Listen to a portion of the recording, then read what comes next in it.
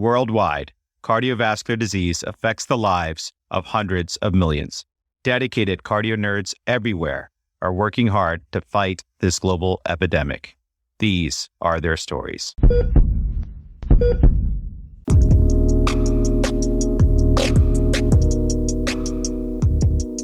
Hello, Cardio Nerds. This is Amit Goyal. Welcome back to our Cardio-Oncology series. Over the course of the series, we will be exploring multiple facets of this very important and flourishing field. The Cardio Nerds Cardio-Oncology series aims to help us analyze the cardiovascular consequences of cancer and its treatment, and how to best care for the growing population of cancer survivors. This would simply not have been possible without our series co-chairs, Dr. Dinu Balanescu, Internal Medicine Chief Resident at Beaumont Hospital in Royal Oak, Michigan, Dr. Giselle Suero, General Cardiology Fellow at MGH, and joining us for this episode today, Dr. Teodora Donisan. Teo is currently a General Cardiology Fellow at the Mayo Clinic. She discovered cardio-oncology while doing research with Professor Cesar Iliescu at the MD Anderson Cancer Center in Houston, Texas. If this story sounds familiar, it's because she worked there together with Dinu. Teo is also a graduate of the Cardio Nerds Academy and currently serves as Chief for House Thomas. Welcome to the podcast, Teo. Thank you, Ahmed. Hi, everybody. Thank you for the kind introduction. It brings me great joy to introduce this episode of the Cardio-Oncology series, in which we will be exploring the topic of radiation-associated cardiac disease with Dr. Eric Yang and Dr. Patrick Azcarate.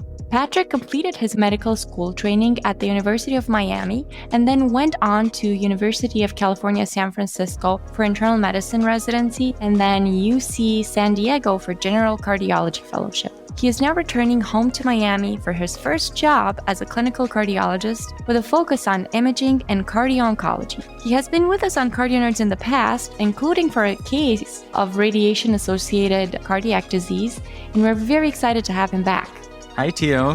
First off, thanks for the introduction and nice to meet you finally. Some of the listeners may remember from episode 169 on Cardio Nerds, we discussed a case involving a young man with radiation-associated cardiac disease. However, in that episode, we really only scratched the surface of radiation-associated cardiac disease. So today we'll be jumping right back in and exploring it in more detail. To help do this, we're being joined by Dr. Eric Yang. Dr. Yang is an associate clinical professor of medicine at UCLA and assistant program director for the Cardiology Fellowship Program. Since joining the faculty at UCLA, he's received multiple teaching and mentoring awards, and he is one of the most loved and respected physicians at UCLA. Dr. Yang officially established the UCLA Cardio-Oncology program in 2016, which he still leads. The program was designated a gold-tier Cardio-Oncology Center of Excellence by the International Cardio-Oncology Society. Dr. Yang has been an avid supporter of Cardio Nerds, and we're absolutely thrilled to have him as a guest on today's episode.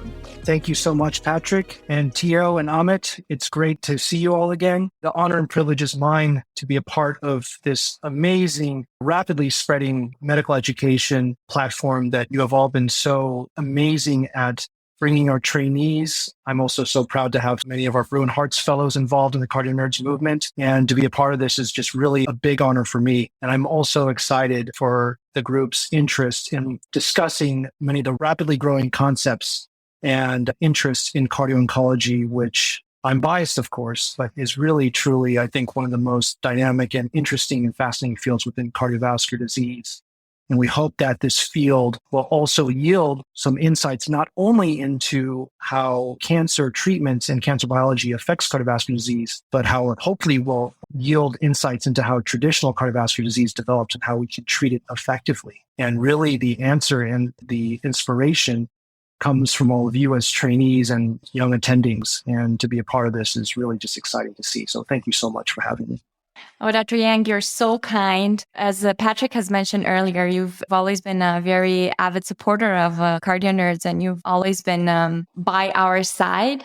Personally know a lot of the fellows at UCLA who are involved in so many teaching activities, and I'm sure this is in part because of how inspiring that academic environment is there. And surely this is all done under your guidance. So we're so happy to have you share that with us today. Thank you so much. As Patrick already mentioned, we're so excited to officially welcome you in the Cardio Nerds family, and we can't wait to start learning from you. I believe Patrick has a case for us to discuss.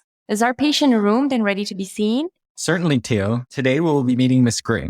She's 40 years old and was recently diagnosed with left-sided breast cancer. She has plans to undergo a lumpectomy and radiation. Her father passed away at the age of 55 from a heart attack. So given her family history, her oncologist referred her to a cardiologist prior to starting radiation. She reports no cardiac symptoms, is relatively active, and jogs 1 to 2 miles 3 days a week. She also does yoga on the weekends.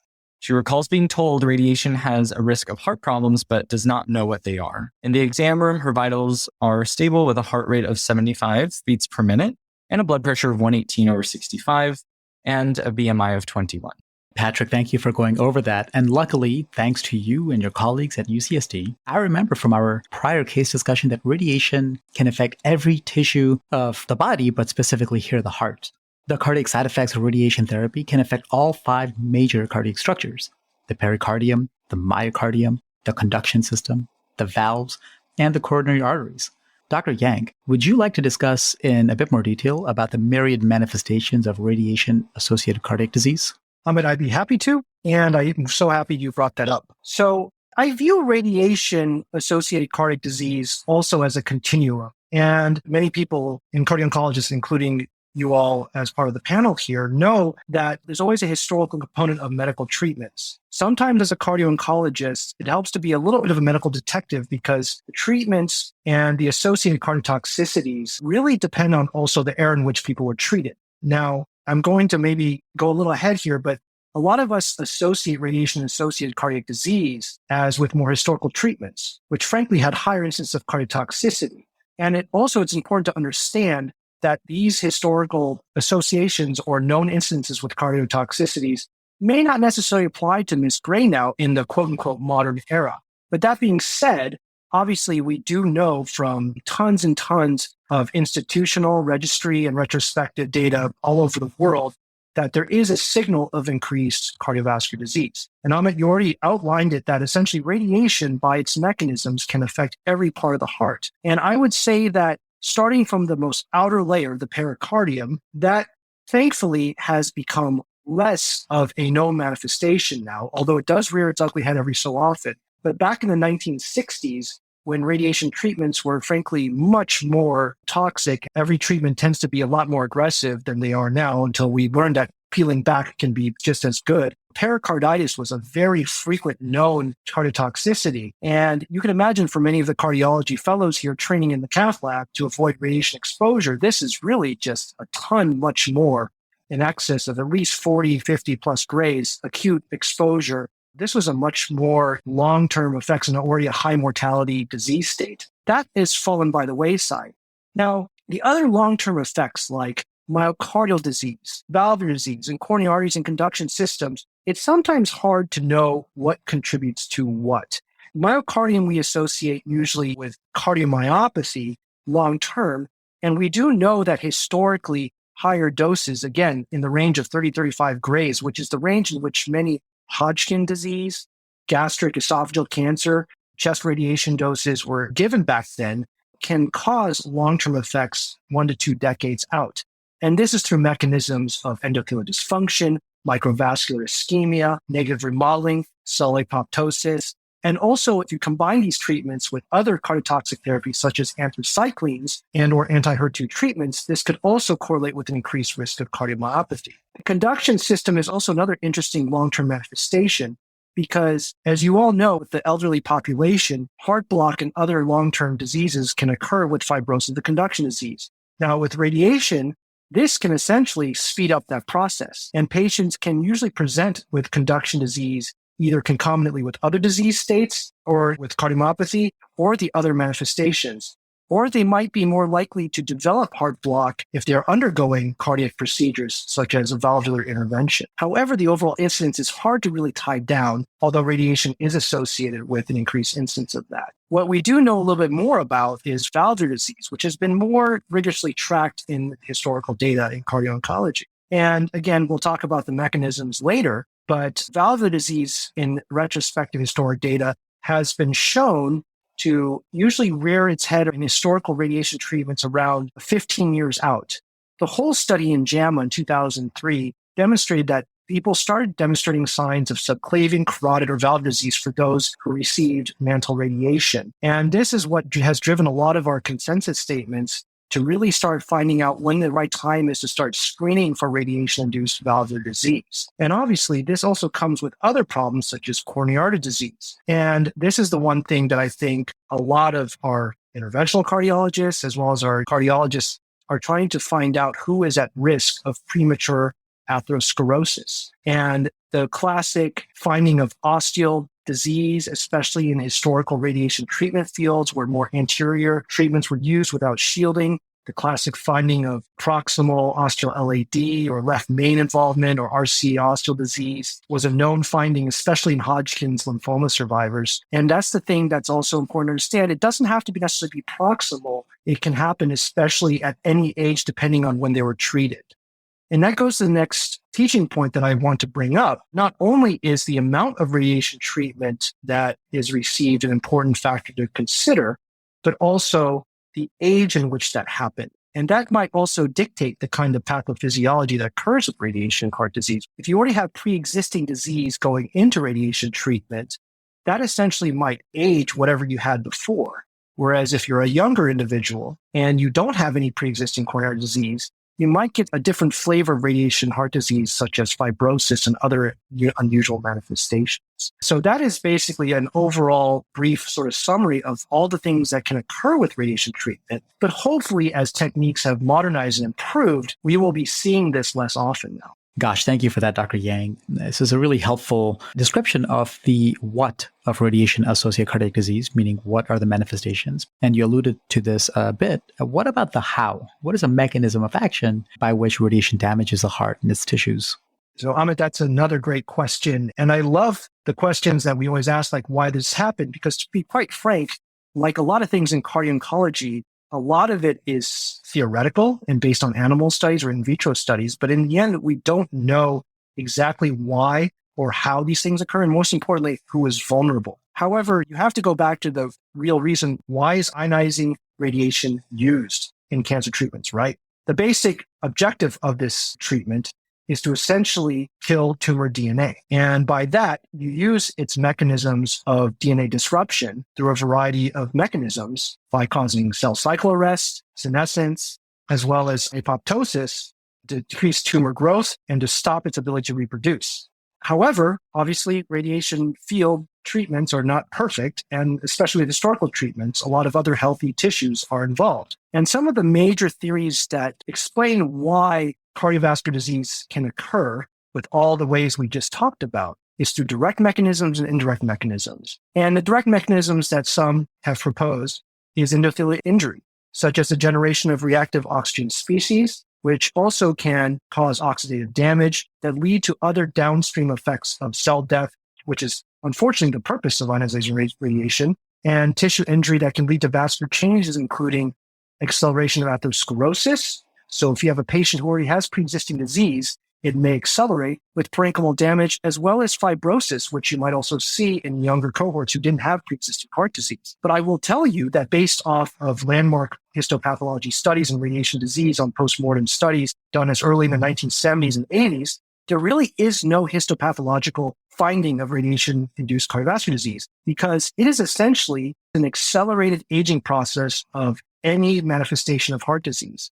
So you can have manifestations of intimal hyperplasia, kind of almost in the same way you will see bare metal stents leading to hyperplasia in restenosis. You can see almost a similar appearance in radiation-induced cardiovascular disease or evidence of thrombosis from atherosclerotic plaque that was already pre-existing or accelerated atherosclerosis. And this also can be induced by indirect mechanisms, which, not surprisingly, radiation also promotes the release of inflammatory cytokines and chemokines, and some definitely known culprits include IL-1 beta, TNF alpha, TGF beta, which can also provoke the innate immune response to propagate other precursors or risk factors for atherosclerosis. So overall, all these things based on the amount of radiation, the techniques, the tissues exposed, it can cause a whole heterogeneous variety of effects. But however, again, I think it's difficult to really gauge the risk of each individual because I think, especially as cardiologists, right, we like to keep things simple. We like to keep things as straightforward as possible. But it's important to understand that radiation treatments are not just one type of treatment. They can occur in different parts of the body, depending on where the cancer is and what kind of cancer and what kind of regimen works the best. And that also, there are multiple historical regimens that change over the decades and also how they protect against toxic effects. So while it's not ideal to just stereotypically just base it off location and dose, this is unfortunately what we have to deal with the limited information we have. But these are some of the things that we want to watch out for, not just within the areas affected by radiation, but on a systemic level, just like atherosclerosis. And we need to find ways to effectively detect and aggressively treat to reduce the long-term risk of cardiovascular events in this vulnerable and special population.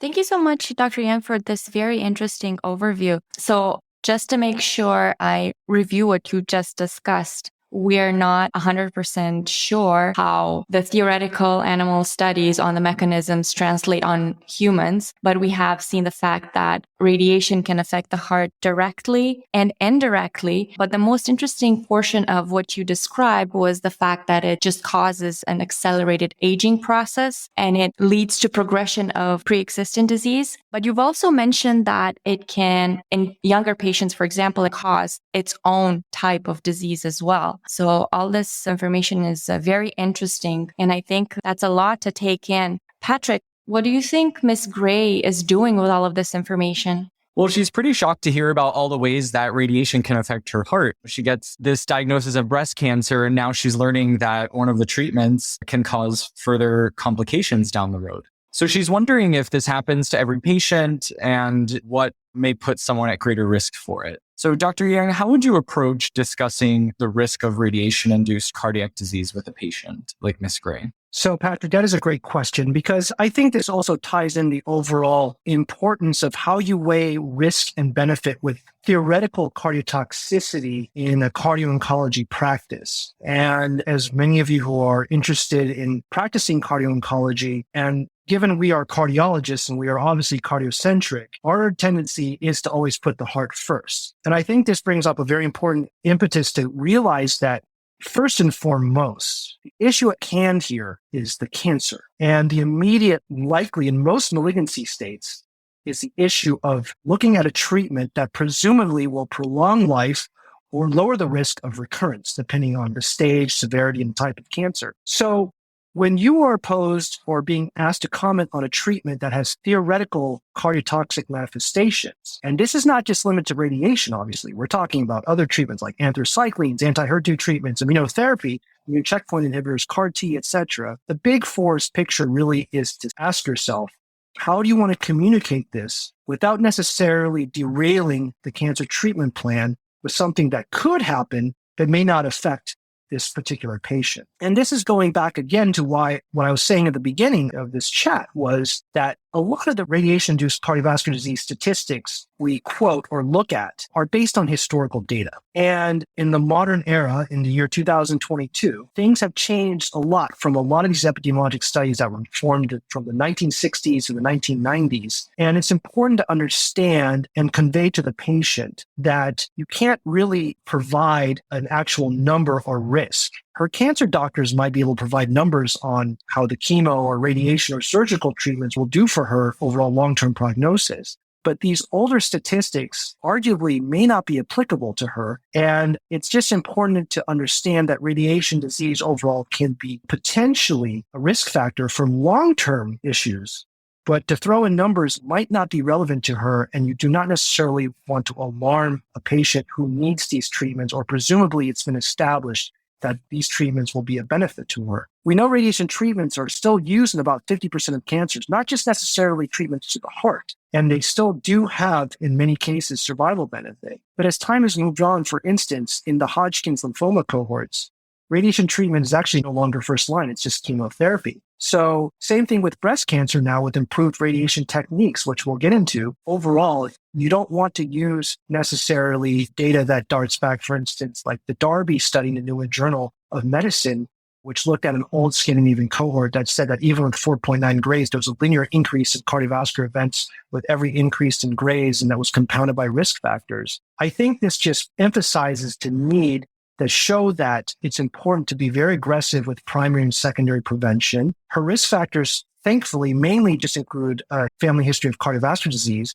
But otherwise, she seems healthy. She is active. And really the goal is to hopefully continue to promote those practices to reduce the long-term effects of cardiovascular disease. So I know I didn't, unfortunately, give you a satisfying answer about that, but I think it's important to understand that I frame these risks as just a risk factor. Just how you say, if you're counseling a diabetic, well, what is my precise chance of developing heart disease? You can't really give them that number. All you could say is that it's a risk factor, and that long term, it might be a risk factor for accelerated disease. But that's really, frankly, a moot point if she doesn't get the treatment she needs, and long term, the malignancy will be the major cause of morbidity. Mortality. For physicians also who see these patients down the road who have had exposure to radiation, some risk factors in their history that they should consider, including characteristics of the patient, how the radiation was delivered, and characteristics of the tumor itself, could play into their role for considering the diagnosis of RACD. Could you flesh those out a bit more in terms of prior risk factors that would increase one's likelihood of having a complication? Absolutely. When you're looking at patients who are treated in the so-called historical era, and we usually kind of refer that, there's no probably great, timeline for that, but I would say based on epidemiologic studies, you're thinking, before the turn of the 21st century. And we do see a lot of cancer survivors who were treated as children, especially Hodgkin's lymphoma patients. That is when you can be a little bit more precise with risk assessment and talk about some of the long-term effects and be more aggressive with cardiovascular screening. But some risk factors we look at that might be a red flag for us to be more aggressive in screening are, for instance, if you've received anterior left chest radiation therapy, if the tumor was known to be next to or, next to the heart. So you presume like older historical radiation techniques were not as precise compared to things like IMRT or proton therapy. And there was just not as much shielding done at the time, or high dose radiation treatment fractions. Usually that might be defined as more than 2 grays a day, or a high cumulative RT dose, which I define as radiotherapy, greater than 30 grays. Or if you also had cardiovascular risk factors or pre-existing cardiovascular disease. Some other risk factors that you might also consider is if there's also anthracycline exposure. On top of that, you figure that if you have 2 different therapies that interfere with cardiac metabolism, that's probably going to correlate with higher risk of long-term cardiac dysfunction. And again, you may not necessarily have access to all this clinical data, especially if the patient's treated decades ago. And this is where sometimes referral to a survivorship center may be also important because they can get some of this data, or at least based on their knowledge of historical regimens, they can help you get access to or provide some historical perspective on that. And that might drive your ability to say, when do I need to look for subclinical atherosclerosis or screen more frequently with echocardiography or look for long-term manifestations of disease. And another important teaching point is that when I tell our fellows is that if you hear the term mantle radiation, it's not just the heart. Historical mantle treatments go from the diaphragm to the neck. So also in line with the Hull study, you don't want to just look at the cardiovascular system. You want to look at the peripheral arterial system, especially perhaps subclavian, carotid artery disease, and also look for signs of vascular insufficiency, whether it's neurologic, claudication. If it was a lot of lymphoma, you received, if the tumor or infiltrate degree was down below, subdiaphragmatic, or in the abdomen. Radiation treatments can also occur and affect other structures, causing some unusual manifestations, such as peripheral arterial disease or renal artery stenosis. And these are things that, based on a good history, and most adults can remember what they received, at least what areas of their body, that might drive you to look at long-term sequelae in those areas. Yeah, I get the feeling that the risk-benefit assessment is getting more and more complicated nowadays as new cancer treatments emerge, which is very interesting. And it also emphasizes the importance of discussing with our colleagues. You were telling us that the radiation oncology physicians now have techniques to decrease the cardiac exposure to radiation. Is that correct? Yes, that is correct. And I think I myself am obviously not a radiation oncologist, but there are active techniques that radiation oncologists are more proactive in doing to decrease exposure to the heart. Some simple things that have been done in practice include, for instance, breast cancer patients who are getting left-sided radiation include a breath hold technique. Because when you take a breath hold, your chest wall expands and increases the distance between the chest wall and to your heart. So presumably the radiation fields and the scatter will affect the heart less. Also, prone imaging will do the same thing. Well, the breast will be physically, through gravity, be a longer distance from that of the heart. And there's also some other modern radiation techniques, including IMRT, which essentially use computerized algorithms to modulate radiation doses to lower or minimize doses to the heart structures, and also other modern techniques such as proton therapy as well that can also theoretically reduce this. But we unfortunately don't have as much prospective data on some of the more modern radiation techniques. And subsequently, I think that's why it's important to collaborate with our radiation oncologists to have robust, at least registry prospective data to see how these patients do, especially in prognostically favorable malignancies. But overall, it can be assumed that definitely these manifestations will hopefully decrease over time. And also, like many malignancies, such as Hodgkin's disease, may not require upfront radiation treatments. I love how the heart team approach is mandatory here. And I feel like this again emphasizes the importance of dedicated cardio-oncology expertise. We do need the help of our colleagues, but there are also a few measures that we as cardiologists can make for primary prevention. Correct, Teo. When someone is referred for chest radiation therapy, like Ms. Gray, they should undergo a pre-radiation screening for cardiac disease and cardiac risk factors. So I would start with a thorough physical exam, an EKG and an echo, and of course, just assessing their symptoms, seeing if they have any chest pain, shortness of breath, the things you would usually do when someone comes to the cardiology clinic. But it's really essential that we optimize these modifiable risk factors, such as hyperlipidemia, hypertension, smoking, and diabetes, because these risk factors can really compound any complications that may arise from radiation-associated cardiac disease. So we need to treat these pre-existing cardiac disease and make sure that we're aware of pertinent comorbidities that would involve changing management, such as radiotherapy dose minimization to specific cardiac structures, including pacemakers. Thanks for that, Patrick. Yeah, I think being proactive is so important here. Dr. Yang, do you have any additional thoughts regarding this approach, and how, if at all, would you factor in her family history of premature CAD? So that is a great question, because we really don't have a robust evidence-based approach for the, I guess you could say, the pre-workup, the cardio-oncology pre-workup of someone about to go chest radiation therapy. By all means, every patient should undergo traditional ASCVD risk assessment.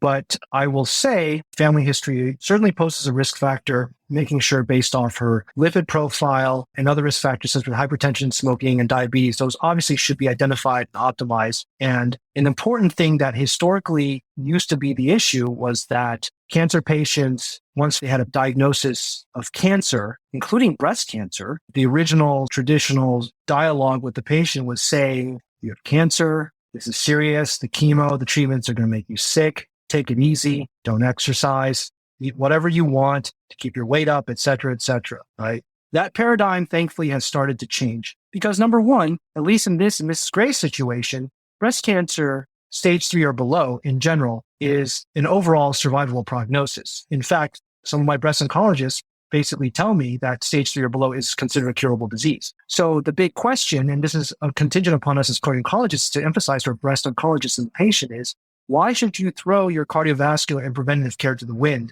when we know that most women will live very long or survive their disease? And we also know that there is evidence that women with poor cardiovascular reserve, with poor exercise tolerance post-treatments, even if they survive their disease, they're more likely to do poorly and have more cardiovascular event rates. So above all else, counseling about a healthy lifestyle and maintaining as much normalcy as possible, being sensitive to the fact that they won't feel well during their treatments, depending on what they get, whether it's chemotherapy, radiation, it's still to try to emphasize and promote an active lifestyle as best you can. And that is also something, there's the most robust data in exercise is actually done in the breast cancer population because of its prognostically favorable nature. So I would say that with what Patrick cited is very appropriate. I will go up on a limb to say that if the patient's not getting anthracyclines or adjuvant chemotherapy or anti-HER2 treatments, The echo by itself might be a little iffy, but I probably would, my practice probably ordered as well for radiation treatment because, again, this is not the same as the historical Hodgkin's mantle radiation type radiation. This is more along the lines of the breast cancer cohorts are probably more likely to be at risk for CAD, assuming that we can extrapolate the old data of radiation treatments. And an echo obviously can't necessarily parse that out, but it's not unreasonable to do.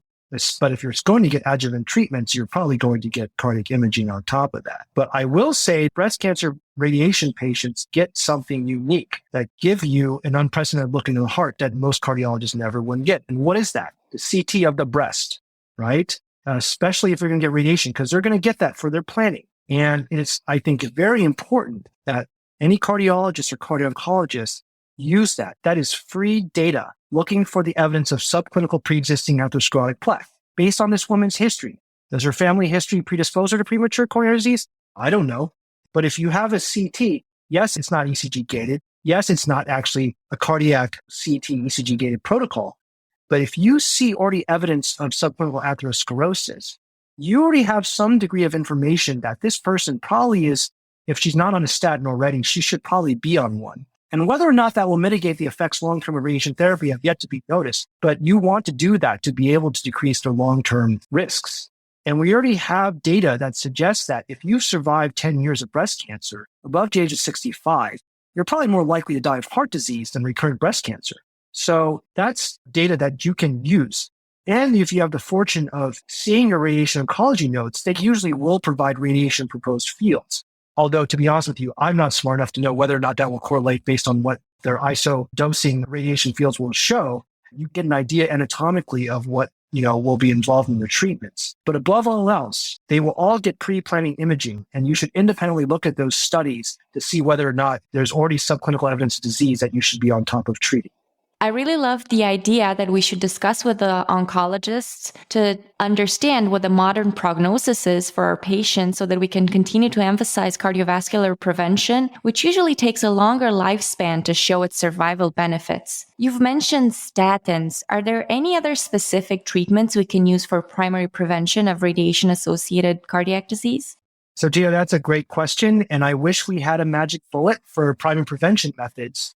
But unfortunately, we have no randomized controlled trials looking at the benefits of statins or antiplatelet therapies, or unfortunately anything for that matter, because I think we still don't really quite understand the timeline of radiation-associated cardiovascular disease. And not only that, I think a big confounding issue is the ongoing changes in treatment strategies and the way the malignancies in general are treated. So I would say really the only quote unquote primary prevention way is really some of the techniques we discussed to reduce radiation exposure. So the best way is to minimize exposure as a whole. Although you and I probably would use statins if we found evidence of radiation and associated or pre-existing CVD. No one's ever really actually studied that in a rigorous fashion, whether or not that actually benefits patients. There is animal studies and in vitro studies that do suggest that there is maybe a cardioprotective effect, but like many animal studies, that has to be translated into the larger population to show. Likewise, statin use as primary prevention in the dialysis population did unfortunately not show a significant benefit in reducing events. And, we need to see if similar things may or may not occur in the radiation population as well. It sounds like the lack of data is a tremendous opportunity for those interested in clinical research and passionate about patients with cancer or history of cancer. So Ms. Gray completes her pre-radiation screening and is started on a statin. She is super thankful for our proactive preventive counseling and efforts. But now she's wondering about the next steps. Since she's about to start radiotherapy, she asks, what is a plan in regards to cardiac surveillance? How should we follow her up, Dr. Yang?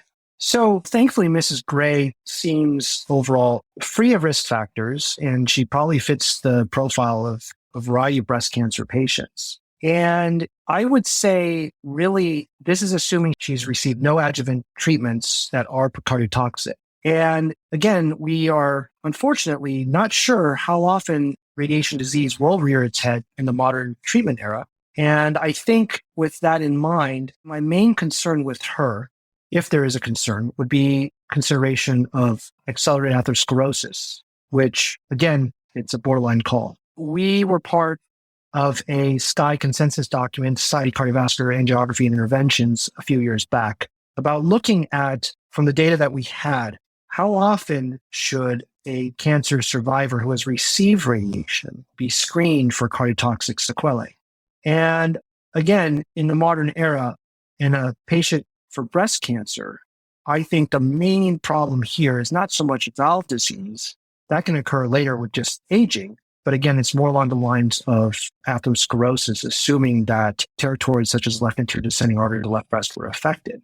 So in a sense, you already have a baseline calcium score. It's a bit rudimentary, but you have it in the patient when she got her CT breast. And there is some suggestion that you can do a screening echo every 5 years after, or particularly if they also have additional risk factors, which you could arguably say she does with a family history of coronary disease. And probably wouldn't be unreasonable that many calcium score experts already do, is to repeat it 5 years from treatment, especially if it will affect how aggressive you use statin LDL lowering therapies. I know calcium scoring in many circles is controversial because of its questionable long-term impact on lowering cardiovascular endpoints.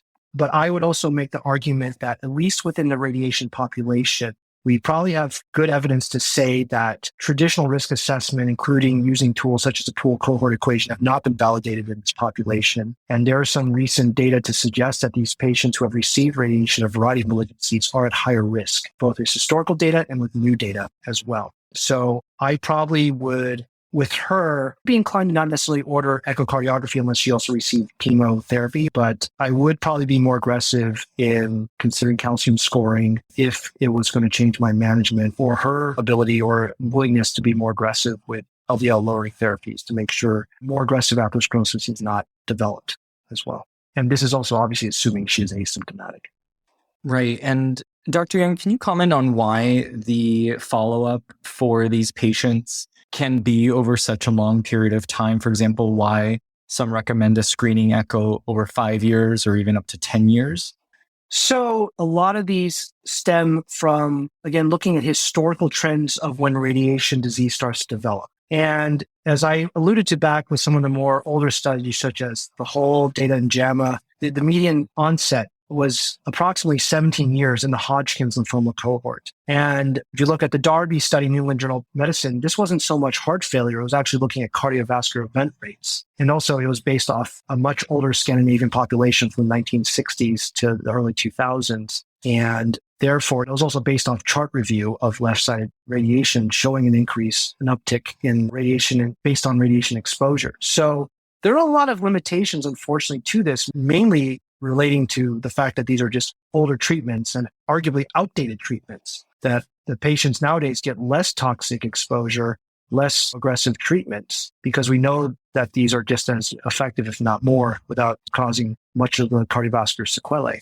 So for us, the 5-year interval is admittedly a bit arbitrary, because 5 to 10 and everything in life is just easier to just say. But I would say that if we want to start looking for evidence, we're looking for a couple things. One, you want to look for evidence of valvular dysfunction, which again, really pertains more to, again, the Hodgkin's lymphoma, the more mantle radiation aggressive cohort, and maybe some of the older breast cancer radiation regimens. But nowadays, it's probably less likely that that's going to be the issue. And as I alluded to before, an echo does not diagnose coronary disease. It might diagnose an indirect form of it, such as if you have enough severe coronary disease that can lead to ischemic cardiomyopathy. But that's something you could probably obtain based on history and how they feel, how they look. But for the most part, again, your goal is, at least in the breast cancer population, in my mind, is to look for evidence of, atherosclerosis. And also the important thing to emphasize is that obviously this is an era that there's more of an emphasis now on medical therapy for stable coronary disease, right? People who are minimally symptomatic or have stable symptoms, there's no proven benefit to doing invasive treatments. Although one could argue, well, we don't know what it's like for radiation, CVD, they might be higher risk, which may or may not be true, but we do need data to suggest that. So 5 years is really more of a good space to look for interim development of disease. However, I will say that if you have developed suspected radiation-induced valvular disease, whether it's mild, moderate, aortic stenosis, for instance, or mitral regurgitation or mitral stenosis, I would probably be more aggressive and check yearly imaging to make sure there's no rapid progression. So for Ms. Gray, we're going to discharge her from clinic. When would you want to see her again? In a year or in 5 years? I think we're very fortunate at UCLA that we are a tertiary referral center, but we also serve the huge swath of Southern California and beyond. So a lot of patients who are here may come for cancer tertiary referral care, but they also live in the area and thus they want to continue their care continuity and long term. So one of the rewarding parts is to follow not only just cardiovascular patients, but cancer patients out and to look for evidence in longitudinal for to follow and see how they're doing. And frankly, just to assess whether I'm doing the right thing for my patients as well. For these patients, again, I view her still as a primary prevention patient. So from my end, I would be inclined to see her on a yearly basis and check, as guidelines indicate, intermittent lipid assessment of her risk factors, her lifestyle modifications. Thankfully, she is at the outset not, I guess you would say, complicated and really just checking in to make sure she's okay. But also at the same time, I think within the field of cardio-oncology, because there's so much rapid data, I do want to follow these patients long-term because there might be something that just comes in the literature to say, well, this kind of testing or this kind of treatment might be beneficial. And I think if you discharge them, you may not be able to get them back for whatever the reason and be able to tell them of these things. And I think in general, it's helpful to always follow people with some degree of cardiovascular risk factors and disease if your panel or time allows for it. But I think with cardio-oncology, to me, it's very rewarding to not only take care for people who have suffered cardiotoxicity, but also to look at people who are at risk or look at prevention, especially since they've been able to survive their cancer. And you want to make sure that they don't have the long-term cardiovascular sequelae. So for me, again, if no symptoms, yearly follow-up is very reasonable from that standpoint. I agree. I think yearly follow-up makes the most sense because 5 years may not seem like a lot of time, but in the field of cardiology, that is such a vast period where so many new discoveries can occur. And if you don't see your patient in 5 years, you could miss an opportunity to apply a new therapy or practice that was developed in that time. Right, exactly. And I can't name one patient who was able to schedule a clinic in 5 years and keep that appointment, although I've never done that, obviously. But, I don't know how many people plan that far ahead. And I think also, honestly, it's just to keep patients plugged in. I think that's the important aspect.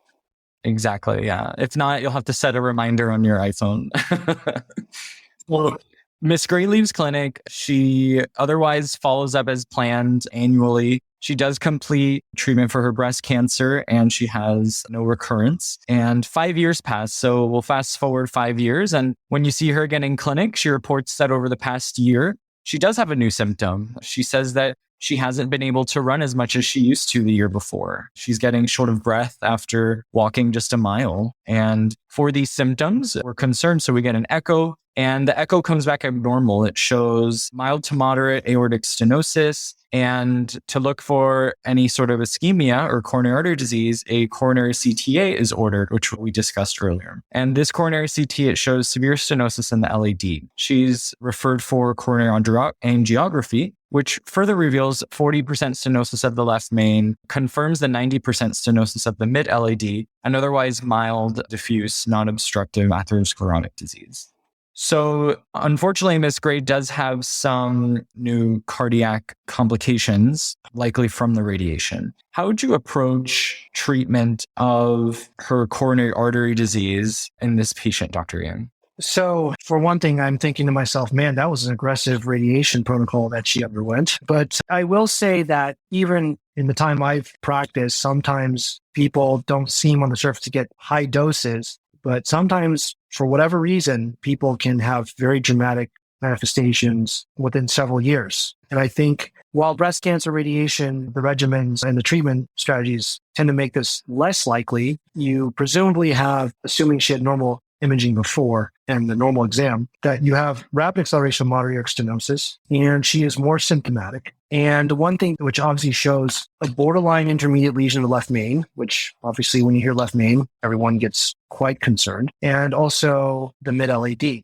So I think the one thing that you have to also worry about in the radiation patient is, or ask yourself, is how truly symptomatic is she, or is the symptoms she's having, are they potentially blunted and she actually could be more symptomatic than she appears?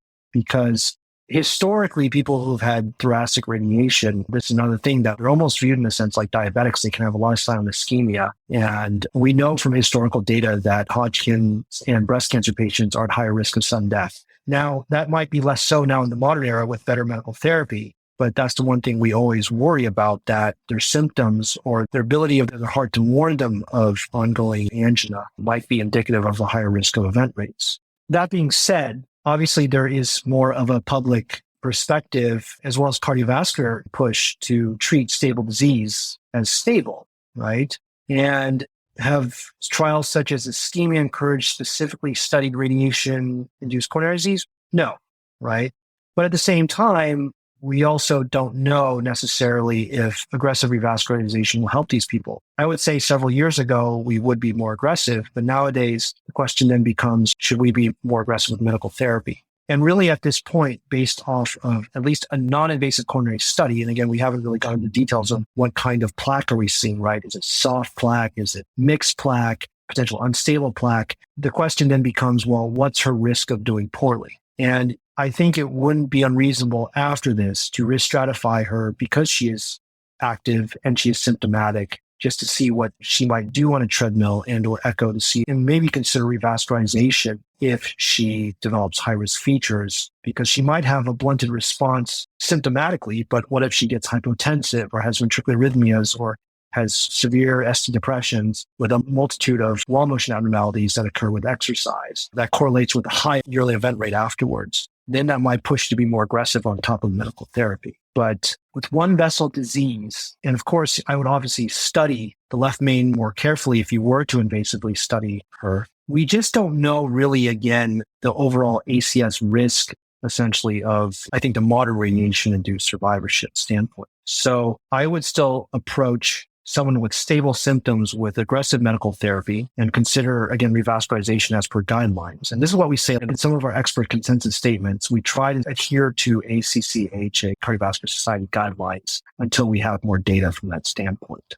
Dr. Yang, if I may ask a follow-up question on a related topic that I think about sometimes from an interventional perspective, maybe not for her anatomy, but say she came back and she had significant left main stenosis, or say she had developed severe aortic stenosis, maybe, a few years even more out. Now, sternotomy, open heart surgery in patients with prior radiation, chest radiation is high risk to begin with, and redo sternotomy in a patient with prior radiation is even more high risk. So what are your thoughts about favoring, especially when the patient, at this point, she's, I think, 45 years old, if I've done my math right, favoring percutaneous options in the beginning to almost like reserve or preserve the chest down the road when maybe they've developed polyvalvular disease, a more complex coronary disease?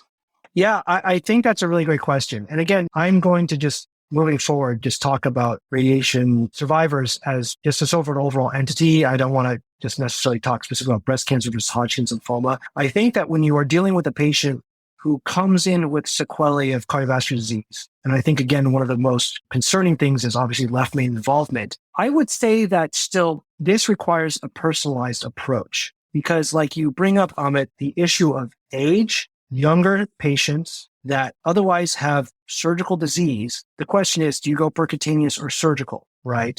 And obviously there is a big question of durability of transcatheter and or stents, no matter how good they are with newer generation stent profiles and scaffolds and whatnot. But if you're offering this in a young individual, what's the best approach? And to me, I think, again, this is also what the most fascinating part of this field is. You also have to look at what else in the body is affected that could affect surgical risk, right? So going back to the historical cohorts of mediastinal radiation, what else did they come with? Well, they came with porous aortas, which will be a very big problem if you try to cross-clamp an aorta dealing with your stroke risk. You're going to put someone on bypass. Or if they have severe radiation pulmonary fibrosis, which will make their ventilation status and ability to extubate a real big problem, right? And usually, I think a multidisciplinary interventional and surgical approach is always ideal to kind of balance these issues. But I would say, and I can tell you from personal experience, that I've referred patients of radiation valve disease or CAD to both surgery and percutaneous approaches because it really ultimately in the end depends on how well there are other factors that contribute to the STS score that also contribute frailty. These are other things that need to be put into account. And if you have someone, let's say this woman like Miss Gray, let's just say if she has no other issues, like she doesn't have a highly calcified aorta And she doesn't have any evidence of lymphoma disease with radiation, right? That's another thing you want to check, although with breast cancer, that's probably less likely. Still, at least looking at the diabetic data, looking at freedom and other things, lymphoma longevity is still superior to that. And if someone's young, you want the longest longevity, you could offer valve surgery in a CABG. That being said, if you have another person who unfortunately is so debilitated from the treatments that they barely do anything, and they have also poor pulmonary reserve from radiation fibrosis, and they have long-term atherosclerotic peripheral arterial disease, then a percutaneous approach may be more reasonable, whether it be PCI or TAVR. And we've had patients that have undergone a combination of these things. And ultimately, and again, like many things, it's a shared decision-making to, one, make the patient aware of what we don't know, like the long-term effects of radiation treatment necessarily, or what this means for the longevity of prosthetic valves, whether it's transcatheter or surgical, as well as the long-term effects of PCI. And we just don't have that kind of granular data yet to show, let's say, how do drug-eluting stents fare in long-term PCI results, right? We do know that in general, in the cancer population, PCI trends are going up, because I think that reflects just a more chronic cancer disease population. But how long do they really fare? And I think, again, you really have to weigh it with, again, youth, prognosis of how they will do overall, and quality of life issues. And if you're going to put me on the spot right now, if this woman, let's say, had multivessel disease and she was still otherwise very healthy and there was no other evidence of radiation sequelae elsewhere, I personally think surgery would not be an unreasonable option to offer her, because we know the surgical data is more long-term. I know your institution definitely has studied this at length in terms of looking at that. But if you had someone with a higher SDS score, other comorbidities of chronic lung disease from radiation, then I would probably go a less invasive route. So this is where it comes to really a little bit of the art of cardio-oncology, but also applying the principles and evidence you know from general cardiology to provide the best care possible for the patient. And I hope that kind of answers your question about that. It really does. Thanks, Dr. Yang. I mean, these clearly are challenging scenarios, and getting, I think, input from everyone involved can be really helpful for personalizing a patient's approach. Wonderful conversation on this clinical dilemma. I did want to add one more thing. Some of the cases we've studied together with Dr. Iliescu at MD Anderson, and I think some of them are even published. Dr. Iliescu has found that there is a higher risk of in-stent restenosis in patients who had radiation treatments in the past. So the minimally invasive, so to speak, approach might bring its own challenges in this patient population. I just think it's a very interesting and very complex process to decide how to treat the patients. Yeah, absolutely. And Cesar definitely is really one of the gurus interventional, and to be able to establish a cath lab in a primary cancer center is no easy feat. And for him to also do that, and also to be able to study and help patients who obviously do not have a pretty high rate of cardiovascular issues in a place like MD Anderson, is really just an amazing opportunity to look at cancer biology and treatments and how they affect patients with coronary disease. And a lot of what I say, frankly, also comes from his experience and also his collaborations to look at these patients long term. So again, there's just a lot of avenues that our trainees and people interested in the field can really just explore. There's just a lot of low-hanging fruit. And at UCLA, I will tell you, I get my best ideas from the trainees, because I just say, ask any question. Like anything you see on the cancer wards or in clinic, chances are, especially within cardio-oncology, there's no good answer. And it's really up to the next generation and the opportunities you all have to have access to these patients, to have some sort of foundation to explore these people, to kind of understand all the pathophysiology, because there's so many different iterations of cancer. There's so many iterations of cancer treatment algorithms. And also, as you all know, the cancer drug development is just going on a tidal wave, right? As cardiologists, we all think to ourselves, oh yeah, we're badass, we do everything here. But the cancer pharmaceutical treatment line, no other field in medicine holds a candle to that. There's just treatments coming out in clinical trials and FDA approvals by the day with all these unclear cardiovascular effects. And I think, again, that's what makes the field so dynamic and exciting, but also daunting. And we have to keep on top of that to be able to anticipate and treat the cardiovascular toxicities or the pre-existing risk factors and disease states they have, to be able to ensure that they can get through their treatments. So I did very briefly want to bring up another important clinical scenario: radiation-induced cardiac disease in childhood cancer survivors. Are there any management or follow-up particularities in this patient population? In many cardio-oncology programs, you see that manifested by some of the leukemia and lymphoma populations with the historical treatment regimens. And this is, again, where I think the statistics of high cardiovascular event rates can apply. And it's important if you see someone that shows up in your clinic who was treated as a child or as a youth or as a teenager or whatnot before the age of 20, let's just say. Again, a survivorship program can also help you get treatment regimens if the patient doesn't have it themselves, but you can assume based off of certain kinds of disease states what kinds of treatments they may have received and what they are at risk for. And really, I think to me, in the childhood population, the childhood cancer survivor population, the two major high-risk treatment modalities you have to be cognizant of are whether the patient was exposed to anthracyclines. Now, with the high-risk cutoff of greater than 240 milligrams per meter squared, although like many people, I do not believe that there is a quote-unquote safe dose, and or the combination of chest radiation. And a combination of any of these treatments at any doses constitutes technically high risk. And then becomes the next difficult question of saying, well, how often should they be screened for cardiovascular sequelae? And because radiation treatment is combined sometimes with anthracycline treatments, you're also screening for cardiac dysfunction or LV dysfunction, right? So at that point, you're probably already going to instill a more frequent cardiac screening protocol of cardiac disease, looking for cardiomyopathy. And there was a document that came out known as the International Harmonization of Guidelines that was helmed by Sarah Ominian of City of Hope a few years back, which basically tried to put all the congruous and also the discrepancies of all these cancer societies to try to come to an overall agreement of who should be screened, who should be looked at.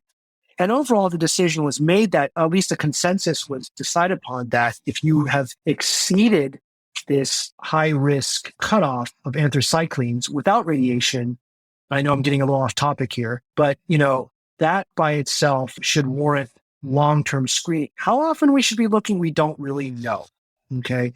But if you had radiation exposure with the cutoffs that I discussed by itself, it is also not unreasonable to screen long-term for cardiovascular sequelae, whether it be cardiac dysfunction, valvular disease, et cetera, et cetera. But if you have a combination of any of these two things, you should definitely screen within a year or two after treatment, but also long-term. And they used intervals about 5 years, but they also said it was reasonable to escalate surveillance intervals if you felt that they were at higher risk. Another important population that is indirectly tied to this, TO, that radiation by itself may not play a role in cardiotoxicity, but anthracyclines are, is the female of childbearing age, right? We frankly don't have that good data, although there is some epidemiologic data looking at smaller populations of women who have received cardiotoxic therapies that choose to be pregnant. It's important that they also visit with a cardiovascular specialist or a cardio-oncology specialist on top of a cardio-obstetric specialist, which is also obviously a very important rising field,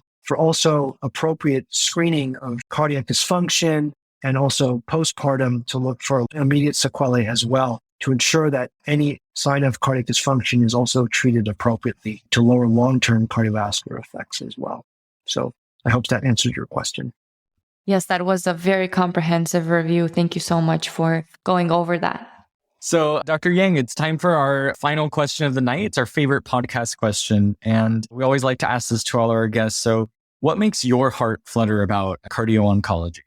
Well, I would say cardio-oncology certainly makes my heart flutter, sometimes more out of stress, but also out of really a sense of joy and reward, because as counterintuitive as it sounds, the unknown aspect of the field is really what drew me to it. And when I came on faculty here at UCLA just over a decade ago now, cardio-oncology was not on my radar. Most people did not know what it was. And I frankly had a strong dislike for cancer during my training. I trained in a county facility, so many patients unfortunately came late stage, in which there was not much to do. And by pure chance, I was approached by the Livestrong Cancer Survivorship led by Dr. Patricia Gans, who some of you may know as a huge breast cancer survivorship guru, who introduced the concept of survivorship in the 1980s when there wasn't even a thought about how these patients should be addressed and cared for in the long-term treatment era, post-treatment, when in general longevity and prognosis was so much worse back then. And also Dr. Jacqueline Casillas of the pediatrics component of the survivorship. And they just asked if I would start seeing some of their cancer survivors. And when I was younger and not as busy and just looking for things to do, I was like, sure, I'll start seeing some of these people. And many of them were, interestingly, radiation survivors with a whole hodgepodge of chronic complaints that have been going on for years, whether it was tachycardias, chest pain, cardiac dysfunction. And it was just so fascinating. But at the same time, we had no idea what to do for these patients. And something just clicked for me, just said, this is incredibly interesting. And we don't know, just with all the heterogeneous spectrum of cancers and treatments, why do these patients have these problems? And I think many cardio-oncologists, my colleagues, are driven to push the field in a very similar way because there's just so much we don't know. But yet at the same time, cancer is the second cause of death of men and women. But yet at the same time, we're going to have likely over at least 20 million cancer survivors in the US by the next decade. And that might even go up more with all the advancements in treatments. And therefore, this is something where this is one of the most psychologically terrifying moments for these kinds of patients. And for them to have a cardiac issue, either that's acquired or pre-existing, that might put them at risk, the ability to attack these unknown issues and to apply the principles of cardiology the best you can. And also the reward is the intimate multidisciplinary discussions you have with the patient, the family, all the other multidisciplinary team members. You learn so much about not only just cardiovascular disease, but also what cancer and the impact it has on their lives. But if you are able to carry them and attenuate their cardiotoxicity risks and cardiovascular issues, not only can you treat the cardiovascular disease, you can get them through 2 disease processes. And really, that is one of the most rewarding things I can see. And even in a very advanced, sadly advanced stage, or even from a palliative standpoint, we have been able to keep people with advanced stage 4 disease, even in hospice, out of the hospital, keeping them out of heart failure, keeping their arrhythmias under control. And that is still a huge win. Even if when we lose these patients, knowing that you can do that for them to help their quality of life, long-term and short-term, is really just one of the best things about this field. And all the intellectual discovery, it's such a fast-moving field. And also it's exciting to see my mentees, also trainees embrace the field, not just cardiology-bound trainees, but hem-onc-bound trainees as well. That's just a really exciting thing to witness. And again, it all comes down to, again, tackling the unknown, which you probably have all realized is a common theme, even with something as quote unquote simple as Miss Gray's situation. There's a lot we don't know, and there's plenty of aspects of even her scenario that one can study and tackle at all levels. And that's what makes my heart flutter about cardio-oncology.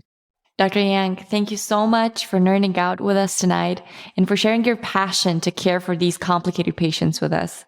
You've really helped us understand the cardiac and vascular complications of radiotherapy.